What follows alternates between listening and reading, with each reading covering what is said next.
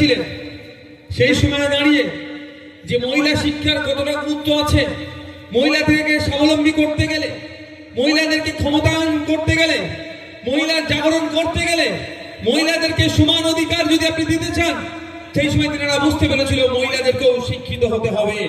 আজকের দিনে দাঁড়িয়ে বলি, যদি আপনি আপনার অধিকার পেতে চান, মহিলা পুরুষ নির্বিশেষে আপনার অধিকার সংবিধান যেটা দিয়েছে আপনি যদি পেতে চান, আপনি দলিত, আপনি আদিবাসী, আপনি মুসলিম, আপনি পিছিয়ে বর্গের, বড় কথা নয়, আপনার যে অধিকার আছে যদি পেতে চান, আজকের দিনও আমি যেটা উপলব্ধি করতে পেরেছি, অধিকার সম্পর্কে আপনাকে আমাকে জানতে হবে। এই অধিকার সম্পর্কে জানতে গেলে সর্বপ্রথম যেটা লাগবে সেটা হচ্ছে শিক্ষা। তাই আজকে এই মহান দিনে দাঁড়িয়ে, এই স্মরণীয় দিনে দাঁড়িয়ে আমি প্রত্যেক মা বোন থেকে শুরু করে যারা গার্জিয়ানরা এসেছেন প্রত্যেকের কাছে অনুরোধ করব, আমাদের ভবিষ্যৎ তো তলানিতে চলে গিয়েছে, আমাদের কাছ থেকে তো শিক্ষা ব্যবস্থা কেড়ে নিয়েছে, ফলে আমরা এখন সেই ডিগ্রিধারী আর শিক্ষিত হতে পারিনি। আমি অনুরোধ করব আমাদের সন্তানগুলোকে, আমাদের পরের প্রজন্মগুলোকে, যারা কচি কচি বাচ্চারা এখানে আছেন, তাদেরকে উচ্চ শিক্ষায় শিক্ষিত করার দায়িত্ব আমাদেরকে তুলে নিতে হবে।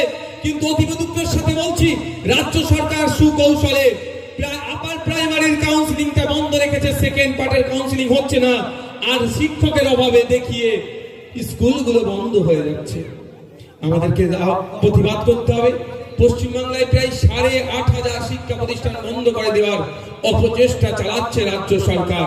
এই 8,500 শিক্ষা প্রতিষ্ঠান বন্ধ হলে ক্ষতিগ্রস্ত কারা হবে? কারা ক্ষতিগ্রস্ত হবে?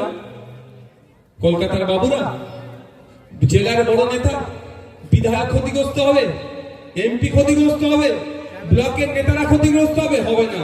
ক্ষতিগ্রস্ত পাড়ার চালানোর নেতাটা হবে, কিন্তু তৃণমূলের পাড়ার চালানো নেতাটাও ক্ষতিগ্রস্ত হয়ে যাবে, আর সাধারণ মানুষ ক্ষতিগ্রস্ত হবে।